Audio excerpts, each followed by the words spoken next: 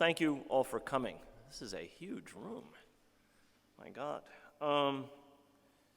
It's a pleasure to be here. It's a pleasure to be lecturing at Georgetown again. I taught at Georgetown briefly in the early 1980s when I left Beirut, and I've spoken there many times since.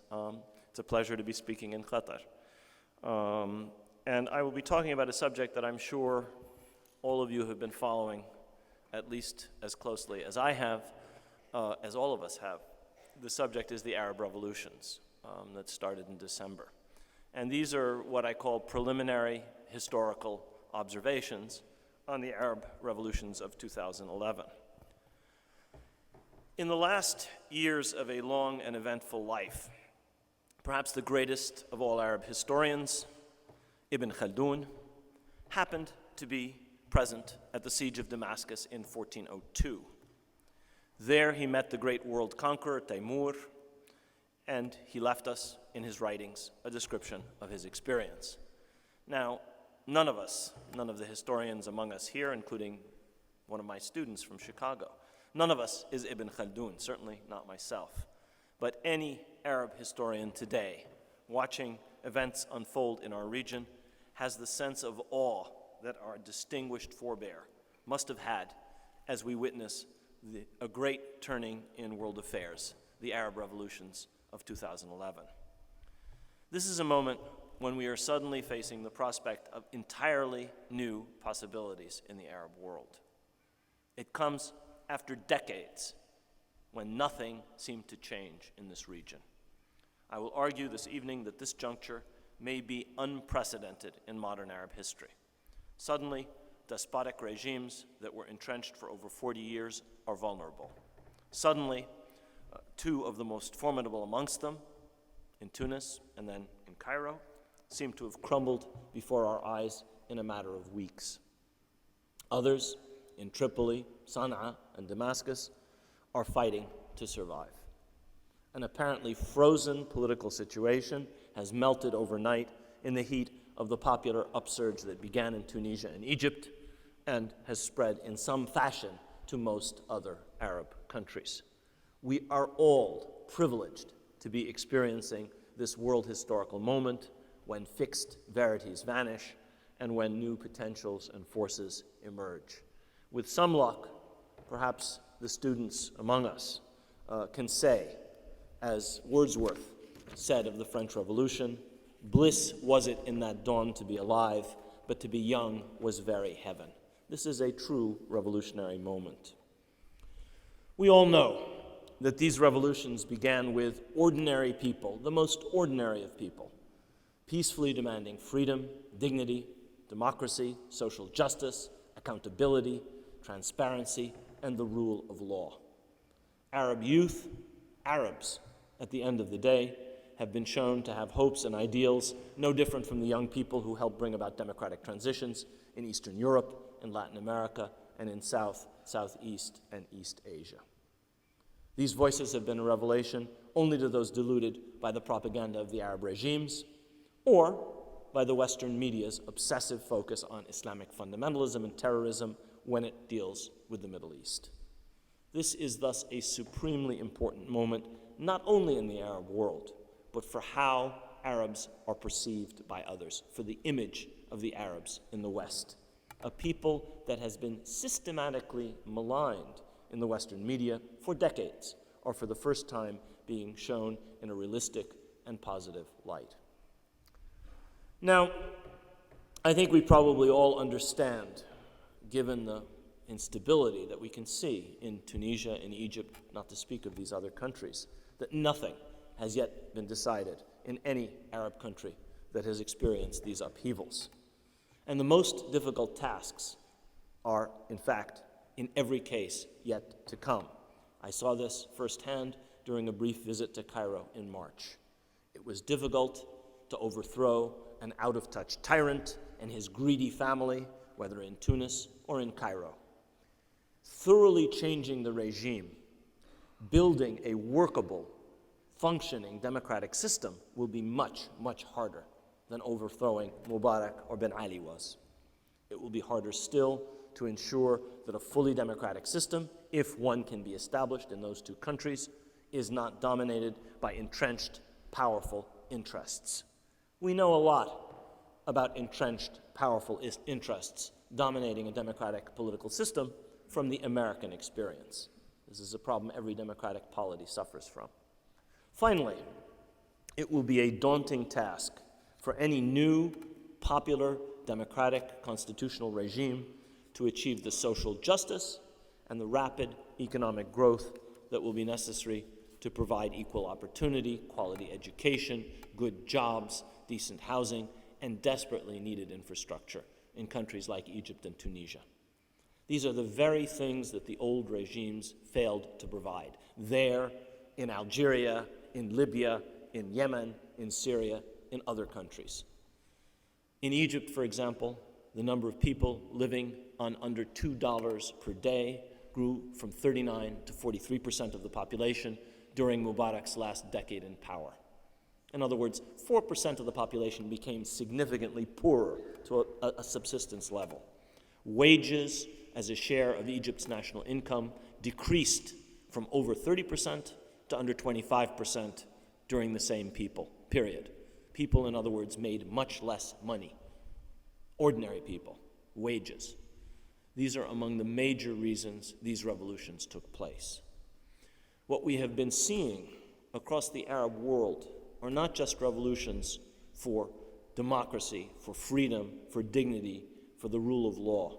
They have also been revolutions against the neoliberal world order and the free trade, market fundamentalist dogma underpinning it. In Tunisia, in Egypt, in Syria, in Jordan, and in so many other Arab countries, we have seen this IMF, World Bank, USAID gospel at work. What is this gospel? Privatize the public sector, ideally selling it off for almost nothing to crony capitalists who are related to the people in power. Increase exports, even if that means that a country like Egypt can no longer produce food. Shred the social safety net, even if that means that people get poorer. Weaken unions, driving wages down. Use other means to drive down wages. Increase productivity. Together with decreasing wages, this means that people are working much harder and they're getting less for their labor. While at the same time increasing super profits for international companies and their local partners. These are elements of what I call this market fundamentalist free trade dogma.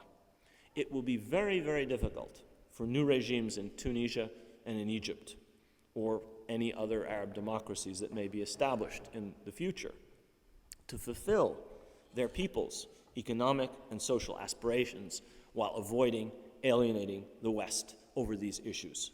The United States and the countries of the North will probably not oppose democracy, but they will react strongly to any challenge to the neoliberal world order and to these tenets which have now become gospel in Washington, at the IMF, and elsewhere in Europe and the countries of the rich North.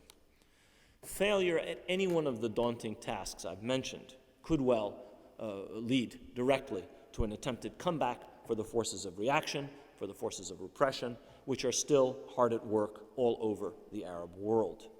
Failure could also unleash those extreme, violent minority trends that prosper in circumstances of chaos and disorder, such as were unleashed by the American invasion and occupation of Iraq, and which lurk everywhere in the region. We could see these forces at work recently in Egypt, for example, causing Muslim-Christian friction. And we must never forget that this is the Middle East, which, because of its energy resources and its unique strategic position, is the most coveted region of the world, and in consequence, the region of the world most penetrated by foreign interests. It is thus vulnerable, as it has been throughout its history, to external intervention that could easily divert or distort outcomes. Nevertheless, in spite of all of these enormous obstacles, I would argue that what has started in Tunisia and in Egypt has opened up horizons that have long been closed. The energy, the dynamism, the intelligence of the younger generation in the Arab world has been unleashed after being dammed up by a system which treated the youth and their aspirations with contempt and which concentrated power in the hands of a much older generation. Seemingly out of nowhere, young people in the Arab world, sometimes working in concert with older activists. They weren't all young, the people who made these revolutions, by the way. Most of them were, but not all of them were. The youth of the Arab world have gained a confidence, an assurance, and a courage, fearlessness indeed, which has made terrifying police state regimes that once looked invincible tremble and lose their nerve. Now, why am I suggesting that this revolutionary upsurge is unprecedented? Anyone who knows any Arab history knows that the Arab world has been a scene of revolutions and uprisings for its entire modern history. During the French occupation, starting in 1798, the French occupation of Egypt, the people of Cairo revolted repeatedly, notably in 1800, leading the French to bombard the city of Cairo from the citadel with their artillery. Egypt rose up against foreign rule repeatedly in subsequent years, notably in 1882, in 1919, and again in 1952. And these are just the most notable uprisings against foreign rule in Egypt. During the Syrian Revolt of 1925-26, the French were driven out of Damascus and bombarded the city as savagely as they had bombarded Cairo a century and a bit earlier. Similar examples abound everywhere. The Libyan resistance against the Italians started in 1911. It went on for decades. The Great Iraqi Revolution of 1920, the revolution in Morocco against colonial rule in 25-26, the Palestinian Revolt of 1936-39 are examples of such risings against foreign rule. All of them led to ferocious colonial campaigns in which air power was used indiscriminately and massive force was employed. I would note that these episodes mark the beginning of a particularly somber chapter in human history. Aerial bombardment against civilians was carried out for the first time in history in Libya in 1911 by Italian planes.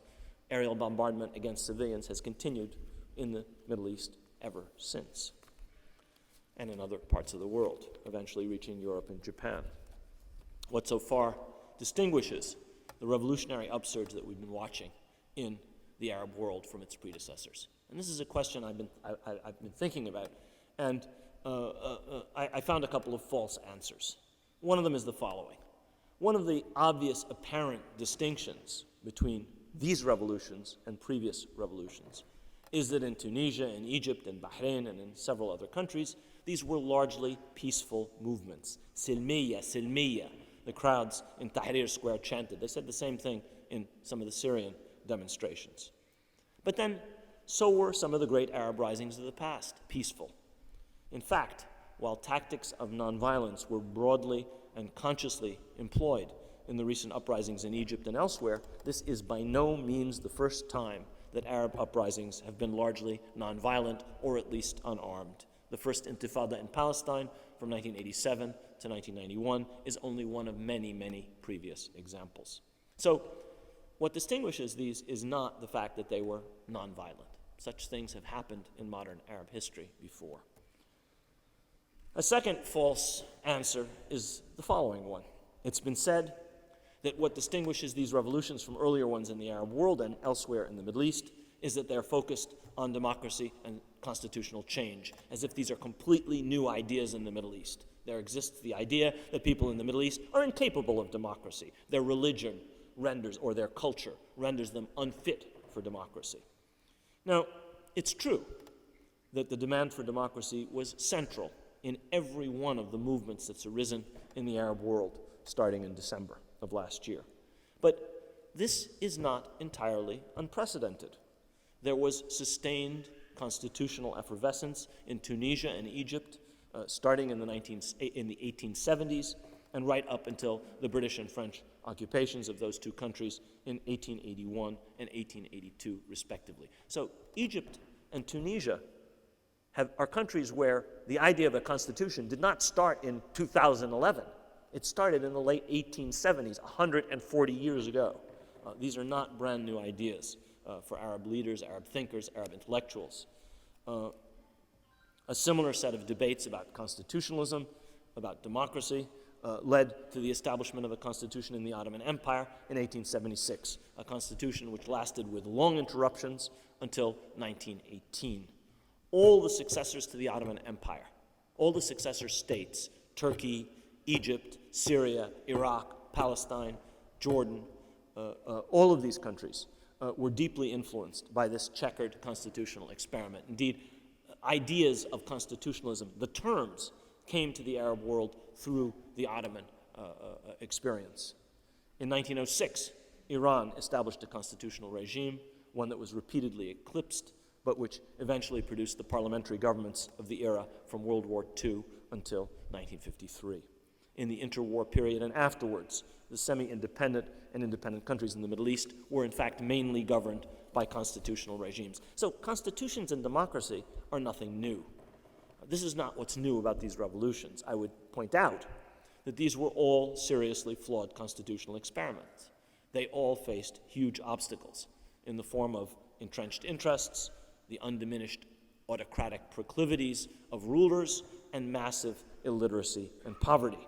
In the end, these constitutional regimes solved few of the problems faced by their societies.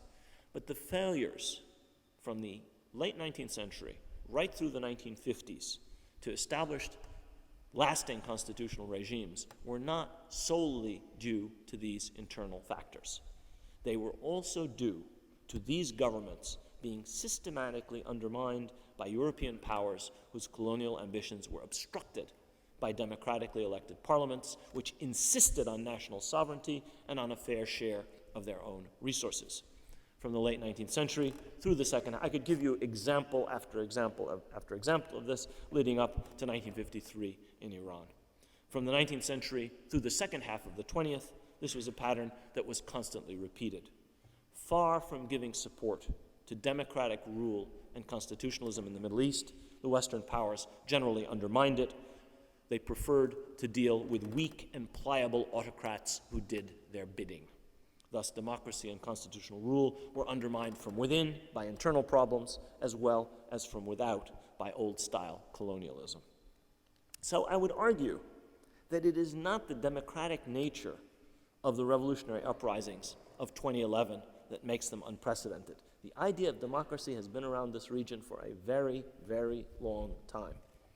Rather, reflecting on the revolutions and uprisings that took place in the Arab world from 1798 until the 1950s, I would note that all of them were primarily directed at ending foreign occupation and control. These upheavals aimed essentially at national liberation, and they ultimately succeeded in the expulsion of the old colonial powers and their hated military bases in most of the Arab world. This nationalist current produced a chain of largely military-derived regimes in most Arab countries. The regimes in Algeria, Libya, the Sudan, Syria, and Yemen still cling to power. That in Iraq was removed by an invasion and occupation, which produced democracy, but also produced the destruction of much of the structure of the Iraqi state, a civil war, the displacement of perhaps 25% of the country's population. Only in Tunisia and Egypt have such nationalist regimes so far been removed by their own peoples, and this outcome is not fully settled. So I'm arguing that what distinguishes the revolutions of 2011 from their predecessors in the Arab world is that they mark the final closing of a phase that began with attempts to achieve national liberation from colonial rule, and they mark the beginning of an entirely new phase. In this new phase, what we are witnessing are uprisings that are largely inward directed, that are largely focused on the problems of Arab societies and problems of Arab governance. Arab problems, not problems that are a function of colonial rule or external domination. Now, colonial rule is long gone, but we all know that with the Cold War, the old colonialism eventually gave way to different forms of external influence. First, the influence of the two superpowers, and for the last 2 decades, since the end of the Cold War, the influence of the United States alone. We also know that the entire Arab world, the entire Arab regional system, was upheld by U.S. power, whose support was crucial to the survival of many of the dictatorial regimes now trembling as their peoples challenged them.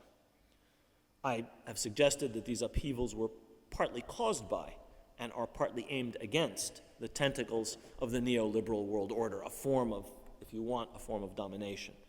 But while these important factors were always in the background, external issues, the focus of these revolutions has been elsewhere. The focus of these revolutions has been on internal problems of democracy, the establishment of the rule of law and constitutions, on inequality, and on social change.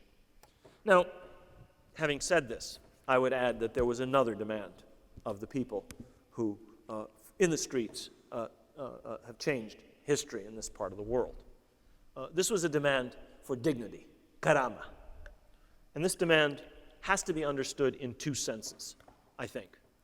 It has to be understood in the first place as meaning the dignity of the individual. It has to be understood in the second place as meaning the dignity of the collective, the dignity of the people, the dignity of the nation. Now, the demand for individual dignity in a world ruled by the kind of regimes prevalent among the Arab states is perfectly easy to understand. In the face of frightful authoritarian police states that crushed the individual, such a demand was natural. The incessant infringement by these all-powerful states on the dignity of the Arab citizen and their rulers' constant affirmation of their citizens' worthlessness, of their subjects' worthlessness, were eventually internalized by the people. This internalization helped to produce a pervasive self-loathing and an ulcerous social malaise. This malaise manifested itself, among other things, in sectarian tensions, in frequent sexual harassment of women, in criminality, in drug use, and in a corrosive incivility and lack of public spirit. If you treat people as if they have no dignity, sooner or later, this is internalized. And this has been part of the social problem in many parts of the Arab world. One of the worst things about this pan-Arab set of authoritarian regimes, beyond their denial of the dignity of the individual, was the contempt their rulers showed for their peoples. In the view of the rulers, their peoples were immature, their peoples were potentially dangerous if allowed free rein, their peoples were definitely not ready for democracy. You have only to go back and listen to the patronizing, patriarchal tone of Hosni Mubarak in his final speeches. You only have to go back and listen to the sarcasm of Bashar al-Assad in his speech to Parliament about 6 weeks ago. You only have to listen to the ramblings of Gaddafi to see that this perfectly characterized all of these regimes.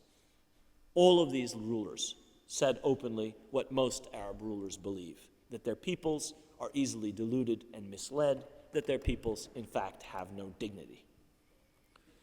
This is the reason that people demanded karama, because they were being denied dignity by their rulers on an individual basis.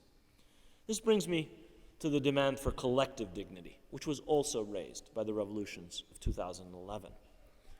The absence of a sense of Arab collective dignity relates to the pitiful situation of the Arab world, which is one of the few regions of the globe to be unaffected by the democratic transitions of the late 20th century, which reached Africa, which reached Southeast Asia, which reached Eastern Europe, Latin America. Every other part of the globe has been touched by it except the Arab world.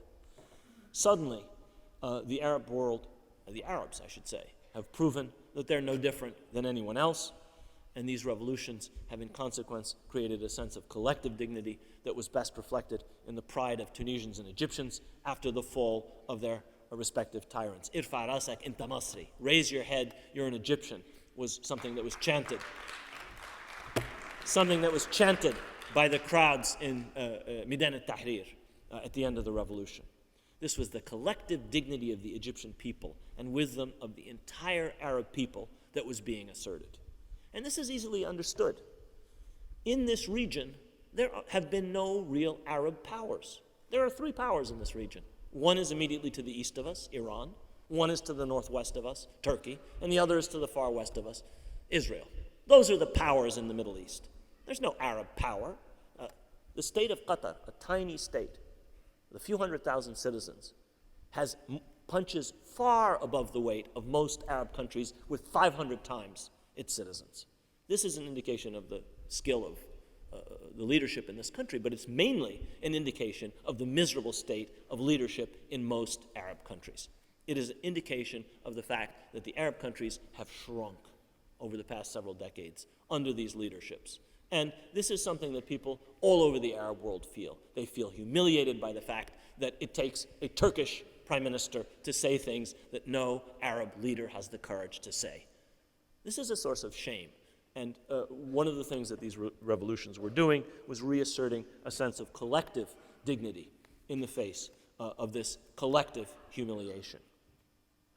This brings me to the question of the role of the United States and of its spoiled protege, client, and enforcer in the Middle East, Israel. Now, there has been little mention of this huge elephant in the room, the role of the United States in the region and the role of Israel, in most of the Western reporting on the popular ferment of the 2011 revolutions. Nevertheless, this elephant was in fact always there in people's minds. So was the fact that the Arab police states, Tunisia and Egypt notably, benefited from top-of-the-line equipment and extensive training in the best facilities the United States and Europe could provide. American tear gas canisters were used copiously against peaceful protesters in Tunis and Cairo, as they've been used systematically for years against Palestinians demonstrating peacefully at villages like Bil'in in the West Bank. The thugs of Ben Ali and Mubarak were on excellent terms with the intelligence services of the United States and the European countries. In fact, the United States outsourced much of its torture to some of these Arab regimes, including Egypt, Jordan, Algeria, and Syria.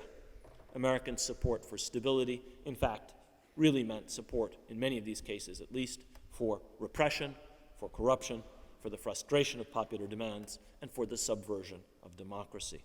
It also meant the subordination of the Arab countries to the dictates of U.S. policy and to the demands of Israel. The demand for collective dignity is a call to end this unnatural situation and for the Arab world to return to actually having agency in the face of outside powers, including regional powers like Iran, Turkey, and Israel. Arabs are well aware of the long-standing gap between the proclaimed ideals of the great Western democracies and their cynical realpolitik policies. Because of this awareness, it probably would be a good thing if American and European statesmen would refrain from preaching to people in Tunisia or Egypt who have already engineered striking revolutionary change, or to others in the Arab world who are trying to do the same. These young revolutionaries know better what they need to do to achieve democracy and social justice than policymakers in Washington, who until a few weeks or a few months ago were the closest friends of the dictators and the torturers in Tunis, Cairo, Tripoli, and elsewhere, and are still intimately linked to a number of other Arab despots. In other words, I don't think it is for them to preach to people who are making revolutions successfully in many cases. The revolutions of 2011 raise many other questions. During the decades since the 1960s, authoritarian regimes which covered their dictatorships with a cloak of nationalism, Gaddafi, Assad are perfect examples, controlled almost every Arab country, with a few partial exceptions. This has been a night seemingly without end, going back as long as most Arabs, born in the 1970s and afterwards, most of the Arab population is young, can even remember. The populations of these countries, for the most part, know no time when they were not governed either by aging ex-military officers or absolute hereditary rulers or by their chosen heirs. It's impossible to say whether the spirit of liberation witnessed in the Arab revolutions of 2011 can be sustained, or whether other uprisings that are underway today will help to keep it alive, or even if it will be possible to overcome the daunting structural challenges I talked about, economic and otherwise, in the Arab countries where regime change has started. We cannot know whether the Tunisians and the Egyptians, and hopefully tomorrow the Libyans, the Yemenis, the Syrians, will succeed in establishing fundamentally new political systems, or whether they will only end up with slightly modified versions of what they had before. It is certainly the case that the elites in these countries will not cede power easily. Nevertheless, for the first time in 2 full generations, there is real hope among the Arab peoples that they can aspire to a better life, to greater dignity, and to more control over their lives. The youth of these countries have found how to harness popular discontent and to turn it into a force against the status quo. And one only has to go to Egypt to see how this spirit is still alive. And a contestatory spirit of struggle has spread among broad sectors of the population.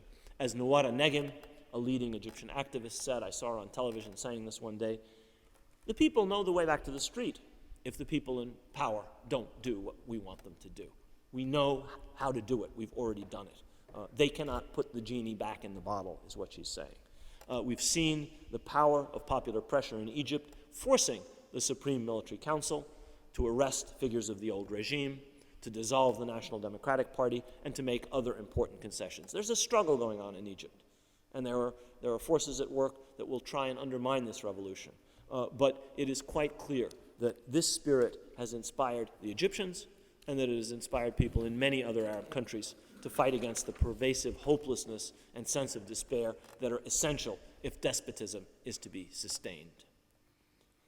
Another related question is whether what started in Tunisia and Egypt has the potential to lead to the overthrow of those in power in other countries.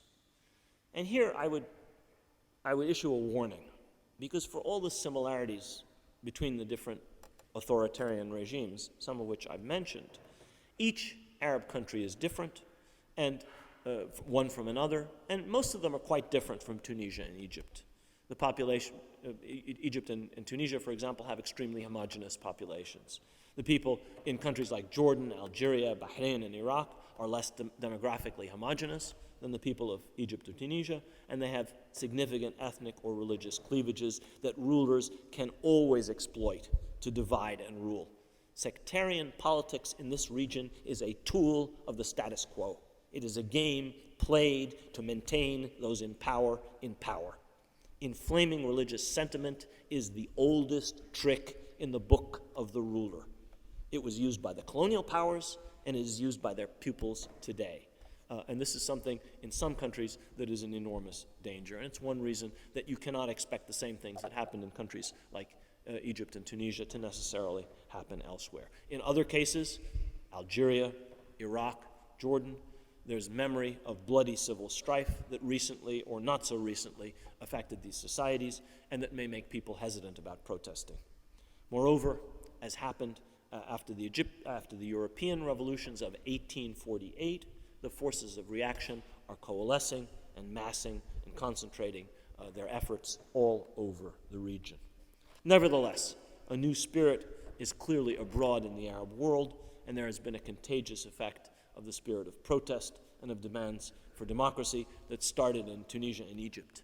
One only has to watch satellite television. One only has to watch Al Jazeera or even other satellite channels. One only has to listen, go on YouTube. One only has to read some of the blogs to be struck by the ubiquity from the Atlantic to the Gulf, all over the Arab world, of slogans and ideas raised first by the Tunisian revolutionaries and then by their sisters and brothers in Egypt. Ash-Sha'b yurid isqat al-nizam is a universal Arab slogan. It is universal. Sometimes it's fixed, changed. Ash-Sha'b yurid inha al-inqisam in Palestine. The people demand the end of the split between Fatah and Hamas. But it is the same basic idea. My grandson goes around saying, Ash-Sha'b yurid isqat al-nizam. He's 3 years old. Everybody, every generation has been affected. Whatever the result, whatever the outcome, these events are a spectacular confirmation, not only for the common aspirations for freedom and dignity of an entire generation of young Arabs, They are an affirmation as well of the existence of a common Arab public sphere. The Arab world has been shown with crystal clarity to exist as an intellectual and cultural whole by the events of the past 6 months. It actually always was, but we forgot it with the rise and decline of a certain kind of Arab nationalism. And there's no question but that this new appearance of an common Arab public sphere owes much to modern media, including satellite television. But I think it is a mistake to focus excessively on the specifics of technology, whether satellite television or Facebook or Twitter or cell phones or anything else. Such a common public sphere existed in the past in the Arab world. At one stage, it relied on other forms of technology, earlier forms of technology, the printing press, newspapers, radio, movies. What seems to be new is not that there has been a resurgence of an Arab public sphere. It's just we forgot that it existed. What is new is that in this public sphere, we have seen a non-hierarchical, network-type form of organization that has been adopted in one Arab country after another, and that has succeeded in eluding the surveillance of the ubiquitous mukhabarat and the dawla secret police, often to quite striking effect. I want to conclude by talking about one last question, which is one I've already touched on, that is raised by these Arab revolutions. And this is the question of the role that the United States and its partners in Europe have played, and to some extent I think still play, in upholding the old Arab status quo, which is beginning, I think, to crumble before our eyes. And here I have to say that the United States has always been torn in its Middle East foreign policy between its principles, support for democracy, human rights, and between its interests, including upholding dictators who do what is wanted of them. When there is little American public scrutiny, when public opinion is not paying attention, when the American public just doesn't know or doesn't care, and that's usually the case with most foreign policy issues. The latter impulse, the impulse to take care of interests, invariably has predominated in U.S. policy, whether in the Middle East or elsewhere. Today, with the American media, after several months continuing to feature stories of charismatic young Arabs bringing down hated dictators and calling for democracy, often in perfectly comprehensible English, which helps, the U.S. public is still watching. Remarkably, after 3 or 4 months, the U.S. public is still watching. In Washington, to their credit, they have responded tepidly, half-heartedly, not always enthusiastically, by supporting, often too late, a democratic transition, and by calling for restraint by other Arab regimes in repressing their peoples. The president's speech the other day was an example of this. Now, this is a good thing. The public opinion has finally weighed in, but I would warn you that this phase may end when the attention of the American public wanders from the Arab world, as it inevitably will. At that point, interests probably will come to predominate once again. In any case, I would argue, this new moment in the Middle East will make the old business-as-usual approach much, much harder in Washington. The old, it's the Beltway elites that decide policy, who cares about public opinion, we will do what our interests dictate. I think that will be much, much harder in Washington. Certainly, the realization that business as usual cannot continue has not been internalized in Israel, if Prime Minister Netanyahu's behavior in Washington so far is any indication. This is the case even though the fall of the Mubarak regime in Egypt removed the central pillar of Israel's domination of the region, removed the most important asset Israel has in the entire Middle East. The demise of this regime has caused deep concern in all status quo cases, in all status quo states, from the United States and Israel to Saudi Arabia and others. These are countries that depended on the Mubarak regime. These are countries for which the Mubarak regime was an essential ally, and they've all been affected. Israel in particular has lost an enormous and irreplaceable regional asset, and the Palestinian reconciliation is only the first fruit of this seismic shift that has begun in Egypt.